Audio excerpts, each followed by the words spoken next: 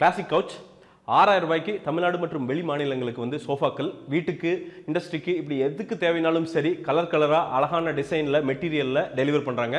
இந்த நம்பரை வந்து காண்டாக்ட் பண்ணுங்கள். சென்னைனா டெலிவரி ஃப்ரீ, வெளியில் அப்படின்னா வெறும் 500 ரூபா மட்டும்தான் வந்து டெலிவரி சார்ஜ் ஜாஸ்தியாக பண்ணுறாங்க.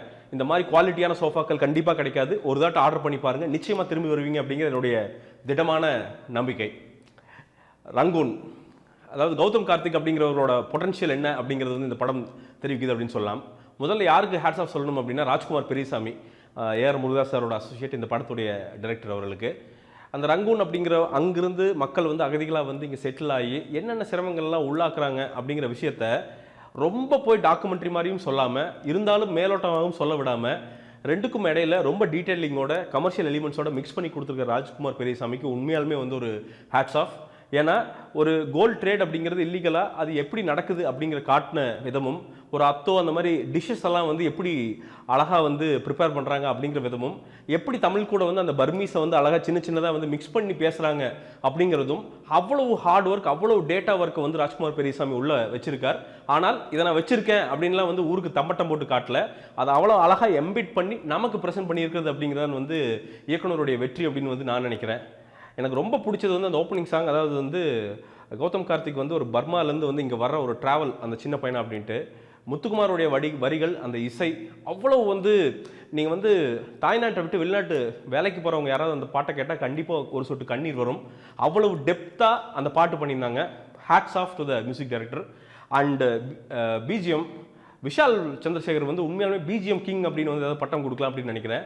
இந்த படத்திற்கு வந்து முதுகெலும்பு அப்படிங்கிறது அவருடைய பிஜிஎம் அப்படின்னு வந்து நான் நம்புகிறேங்க. கௌதம் கார்த்திக் வந்து ஒரு முத்துராமலிங்கம் பார்த்துட்டு வந்து சும்மா தான் நானே கலாச்சது உண்டு. ஆனால் அவருடைய பர்ஃபார்மன்ஸ் அவ்வளோதான், அவரோட பர்சனாக கிடையாது. ஆனால் இந்த படத்தை பார்க்குறப்ப தான் அவருடைய ஆக்சுவல் பொட்டன்ஷியல் தெரியுது. ஒரு தன்னோட ஸ்கின்னெல்லாம் வந்து பார்த்திங்கன்னா டோன் டவுன் பண்ணி அந்த ஸ்லாங்குள்ளே போயிட்டு அந்த ஃபாரின் ரிட்டர்ன்டா அந்த பாட்டெல்லாம் வந்து டான்ஸ் ஆடுறப்போ என்னென்னா அங்கே வந்து கௌதம் கார்த்திக் அப்படிங்கிற நடிகர் தெரியல, அந்த கேரக்டர் மட்டும்தான் தெரியுது. அந்த பர்மாலேருந்து வந்த ஒரு நாதியற்ற ஒரு சிறுவன் தான் வந்து தெரிஞ்சான். அந்த அளவுக்கு வந்து கௌதம் கிட்ட என்ன ஒரு பெரிய ப்ளஸ் அப்படின்னு நான் நினைக்கிறேன்னா அது ஒரு இன்னசென்ஸ் அப்படின்னு நினைக்கிறேன். அந்த இன்னசென்ஸ் அழகா ஸ்க்ரீனில் இதாகும் போது நிறைய இடத்தில் அவர் பரிதாபப்பட வைக்கிற அந்த சமயங்கள் வந்து ஜென்யூனாக வந்து மக்கள் பரிதாபப்படுறாங்க. அதுதான் பெரிய ப்ளஸ் அப்படின்னு வந்து நான் நினைக்கிறேங்க. இந்த படத்துடைய சினிமட்டோகிராஃபி சூப்பராக பண்ணியிருக்காங்க. இன்னொரு யாருக்கு வந்து கிரெடிட் கொடுக்கணும்னா திருப்பியும் டேரக்டருக்கு. என்னென்னா நிறைய ஷார்ட்ஸ் எல்லாம் பார்த்தீங்கன்னா ட்ரோன் ஷாட்ஸ் ஆகட்டும், இந்த சின்ன சின்ன பேட்ச் ஒர்க் ஷார்ட்ஸ் எல்லாம் பார்த்தீங்கன்னா ரொம்ப சாதாரணமான கேமராவில் தான் வச்சு அவசரமாக பேட்ச் பண்ணியிருக்காங்க. ஆனாலும் அதை வந்து தெரியாத அளவுக்கு வந்து ரொம்ப ஒரு சாதாரண ரசிகன் அதெல்லாம் கண்டுக்க மாட்டாங்க. ஓரளவுக்கு சினிமா தெரிஞ்சு அது தெரியும். இது எல்லாம் பண்ணுறது தான் ஒரு டைரக்டருடைய வேலை. ஒரு படம் எடுக்கிறது ஒன்று, ஆனால் அதை எக்கானமிக்கலாக எடுத்துகிட்டு வர்றாங்க பார்த்தீங்களா, அதுதான் உண்மையாலுமே திறமை. உண்மையாலுமே இந்த ஜென்ரேஷனுக்கு தேவையான டைரக்டர் வந்து ராஜ்குமார் பெரியசாமி அப்படின்னு நினைக்கிறேன். ரொம்ப அதீதமாக பாராட்டுற மாதிரி இருக்கும். பட் படம் பாருங்க, நான் சொல்கிற உண்மைகள் வந்து உங்களுக்கு புரியும் அப்படின்னு நினைக்கிறேன். ஹீரோயின் இன்னும் கொஞ்சம் இறங்கி இன்னும் கொஞ்சம் இயல்பாக இருந்திருக்கலாம். சில இடங்கள்லாம் பார்த்தீங்கன்னா அவங்க ரொமான்ஸ் பண்ணும்போதெல்லாம் பார்த்தீங்கன்னா கொஞ்சம் ஆடியன்ஸ் எல்லாம் வந்து கமெண்ட் வர்ற அதை பார்க்க முடியுது. ஆனாலும் வந்து மோசமான பர்ஃபார்மன்ஸ் அப்படின்னு வந்து சொல்லவே முடியாது அப்படின்னு நான் நினைக்கிறேன். அதே மாதிரி அந்த ஃப்ரெண்ட்ஷிப் அப்படிங்கிறத டிஃபைன் பண்ணியிருக்கிற விதமும், ஒரு இடத்துல பார்த்தீங்கன்னா ஒரு கல்யாணம் ஒரே ஒரு ஷாட் தான் வரும். அந்த எண்டில் வந்து ஒரு ஷாட் ஒன்று வரும். அதில் பார்த்தீங்கன்னா ஒருத்தரை வந்து இன்னொருத்தங்க கல்யாணம் பண்ணியிருப்பாங்க. அந்த ஷாட்டை பார்த்தோன்னே மனசுக்குள்ளே வந்து ஒரு பூரிப்பு நிகழும். அப்போ வந்து ஃப்ரெண்ட்ஷிப்னா இதாண்டா அப்படின்னு வந்து நமக்கு உணர்த்துவார் ராஜ்குமார் பெரியசாமி.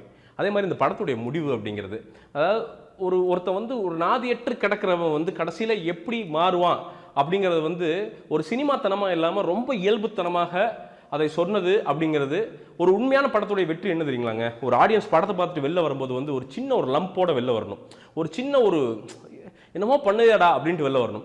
அது கண்டிப்பாக இந்த படம் பண்ணும். அதுவும் நீங்கள் ஒரு பர்மாலாம் இருந்துட்டு இங்கே வந்து செட்டில் ஆகி வளர்ந்த ஒரு ஆள் அப்படின்னா இந்த படத்தை போய் பார்த்துட்டு வெளில வரும்போது கண்டிப்பாக ஒரு சொட்டு கண்ணீரோடு தான் வருவீங்க.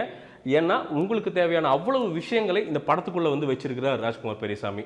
கண்டிப்பாக ஒரு அருமையான வரவு இந்த தமிழ் சினிமாவுக்கு. நீங்கள் போய் ஒரு ஃபேமிலியோடு போய் பார்க்குறதுக்கு உள்ள அழகான விஷயங்கள் நிறைய இருக்குது.